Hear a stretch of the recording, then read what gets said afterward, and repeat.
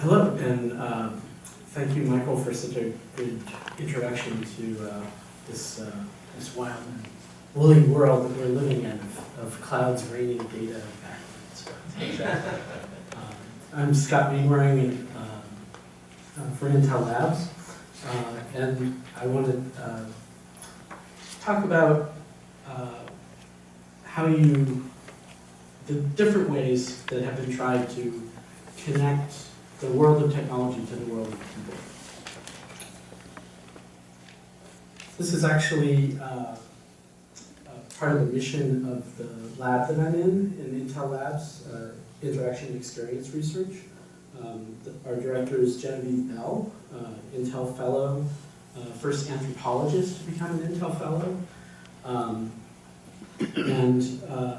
And her lab is a multidisciplinary effort between technologists, engineers, designers, marketing people, anthropologists, usability experts, measurement experts, all trying to break out of silos that are traditionally put around these disciplines that I think are essentially hampering our ability to really both understand the complexities of the social computing, cloud computing world that we live in, as well as hampering our ability to unleash the potential that's there.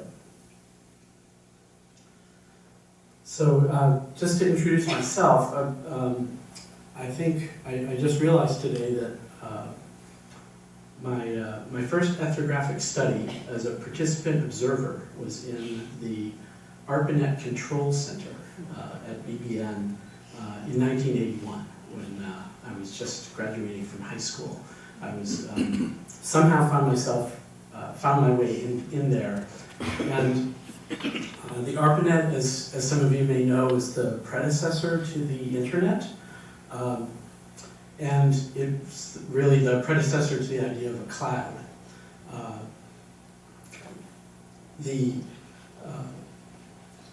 So it's this very abstract concept that was just starting in 1981. But it wasn't just an abstract concept, it was also a group of people keeping the thing running in this particular room in Cambridge, Mass.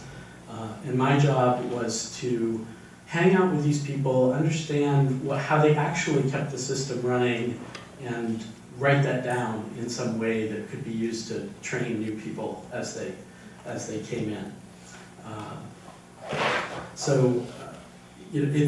The ARPANET was a technological system, but it was also fundamentally a set of people working on it, occasionally making the entire thing crash. I saw the first network-wide crash when they released an incorrect patch into the system that replicated across the country and brought the entire ARPANET down. So it was not just a technological endeavor, it was a human endeavor, an institutional endeavor.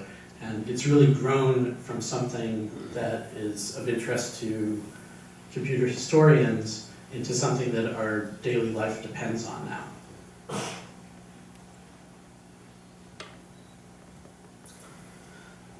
So I think even, I guess since 1981, I've been trying to reconcile my interest in technology, I have a degree in computer science, and my interest in people. I also have a degree in psychology and have been working as an ethnographic researcher in industrial labs for 15 or 20 years now.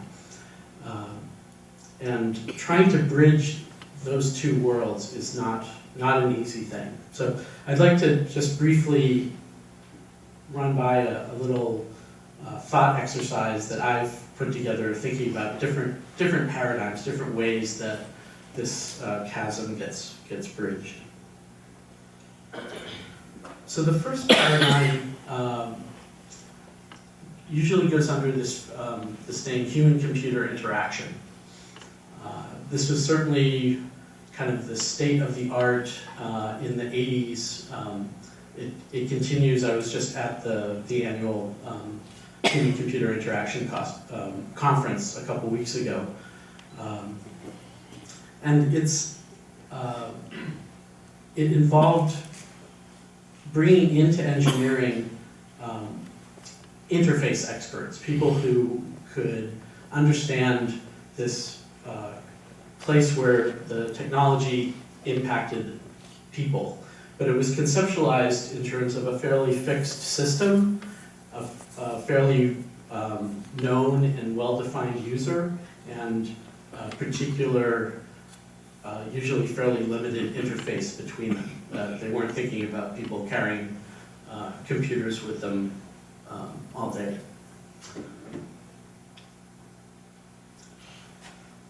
With the advent of the internet, I think we entered a domain of experience-centered computing, where the technologists not only reached out to usability experts and interaction designers and cognitive psychologists, they brought in people like Genevieve, cultural anthropologists and ethnographers, people who were experts in the consumer world, people who really understood experiences and how technology can be used to create delightful experiences, often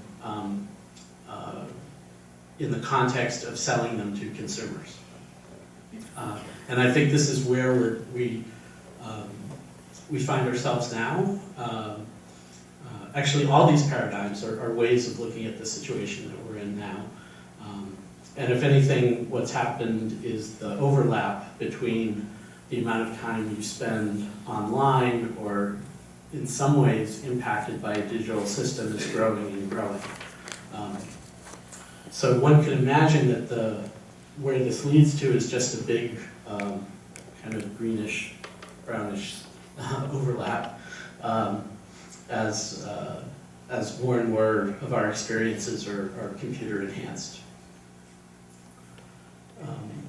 But I think there's a third way of looking at things that's important, which where the end result is not kind of a blurring of, well, everything is social, everything is technical, but actually a way of analyzing the world as entangled systems of people and technologies.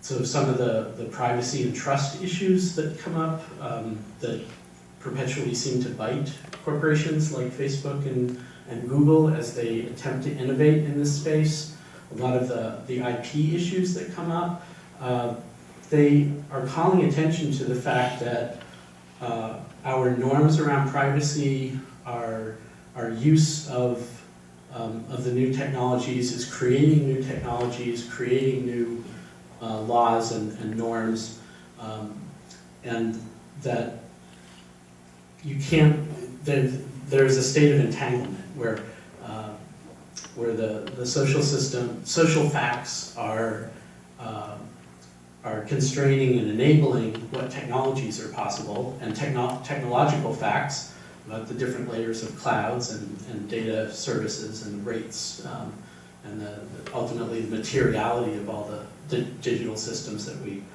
build, in turn constrain what people can do and how people think about them. So one quick example to try to make this a little more concrete. If you think about what's happened in the realm of personal media,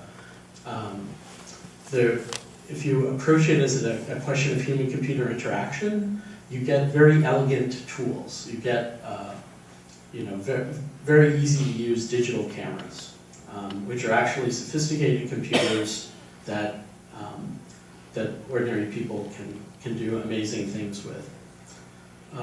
If you think about experiences, a company like Instagram, I think often the press is not, as an Instagram user, I get upset because I don't recognize the Instagram I know from the press portrayals.